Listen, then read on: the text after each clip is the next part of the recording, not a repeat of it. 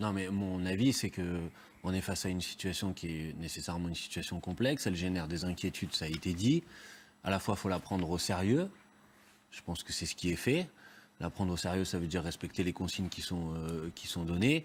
À la fois, je pense aussi, mais je crois que ça rejoint ce que disait monsieur tout à l'heure, qu'il ne faut pas pour autant céder à la panique. On parle, ça a été dit, d'un virus qui, pour 80% des personnes qui sont touchées, en réalité, ils vont se soigner tout seuls. Hein, ça ne va pas donner lieu à des soins supplémentaires. Et pour 15 à 20%, selon les chiffres que moi j'ai pu consulter, ça donne lieu effectivement à des soins supplémentaires et un taux de mortalité. Alors moi, je n'avais pas les chiffres que vous avez donnés, mais ils sont du même ordre. J'avais lu entre 2 et 3%.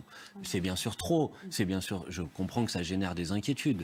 Mais il ne faut pas pour autant, je pense, céder à la panique. Moi, je considère que sur ce sujet-là, on a besoin, je pense, d'agir tous dans le même sens. Et c'est pour ça que je ne crois pas qu'il faille effectivement se livrer à des polémiques. Il peut y avoir des fois des décisions dont on ne comprend pas totalement la cohérence, je peux l'entendre. Mais en même temps, il me semble qu'on a des personnels, on a des autorités publiques qui sont quand même des gens qualifiés, qui travaillent avec sérieux, avec raison. Et j'ai pas de raison. Il doit y avoir une cohérence nationale face à ce coronavirus. Moi, je pense. Après, ça n'empêche pas de poser des questions, on va en parler, mais qui sont plutôt des questions sur comment, de manière générale, dans l'organisation de nos sociétés, on évite le fait que, malheureusement, ces dernières années, on a de plus en plus de nouveaux virus, de cas d'épidémie. Je pense, par exemple, aux questions qui peuvent apparaître comme ça déconnectées. Mais j'ai lu un article très intéressant sur le sujet, sur le fait que les politiques de déforestation, la multiplication des élevages intensifs, par exemple, produisent et génèrent un renforcement des capacités de diffusion de ce type de virus, et que donc la manière avec laquelle on organise notre société, il y a une étude par exemple sur le virus Ebola qui démontre que les zones où il y a eu le plus de déforestation ont été des zones dans lesquelles le virus Ebola s'est davantage propagé, parce que les animaux qui en étaient porteurs n'avaient plus leurs habitats naturels et venaient au contact des humains. Bon, je pense que ces questions-là, qui sont plus des questions d'organisation de la société, la manière avec laquelle on répond à la crise des urgences, qui n'est pas une petite question, un enjeu, et je m'arrête là sur la question... Le rapport à la mondialisation. Et un enjeu, je voudrais dire deux mots là-dessus, sur la question des médicaments. Alors, on va y venir, c'est lié, on va y venir dans un instant, je vous le promets. Alors on en parlera tout à l'heure. C'est promis. Frédéric Delpech, sur la communication du gouvernement... L'honnêteté et la hauteur de vue de votre intervention. Non, alors je trouve intéressant que, je ne sais pas si c'est que maintenant, mais au moins qu'on commence à se poser la question de la forme de la mondialisation. Alors monsieur, ça permet peut-être de sortir des caricatures dans le débat qu'il y a parfois sur ce sujet.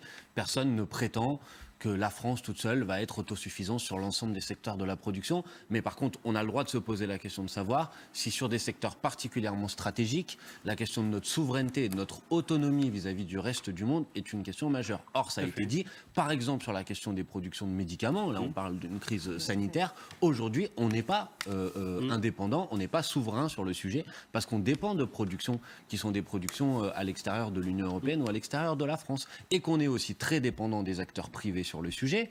Or, je fais partie de ceux qui pensent que sur ces secteurs stratégiques-là, on doit d'abord pouvoir faire confiance à la puissance publique. C'est pourquoi, d'ailleurs, c'est pour ça que ça me réjouit, à l'élection présidentielle, dans le programme que j'ai défendu, on défendait l'idée d'un pôle public des médicaments pour faire en sorte qu'on ait une maîtrise. Ça m'inquiéterait en matière d'innovation. Pardon, alors pourquoi ? moi, ça m'inquiéterait beaucoup en matière d'innovation et d'industrialisation. Parce que vous pensez que le public est incapable d'innover. Non, je pense que la concurrence est favorable à l'innovation, oui. Mais, je pense que les choses en concurrence.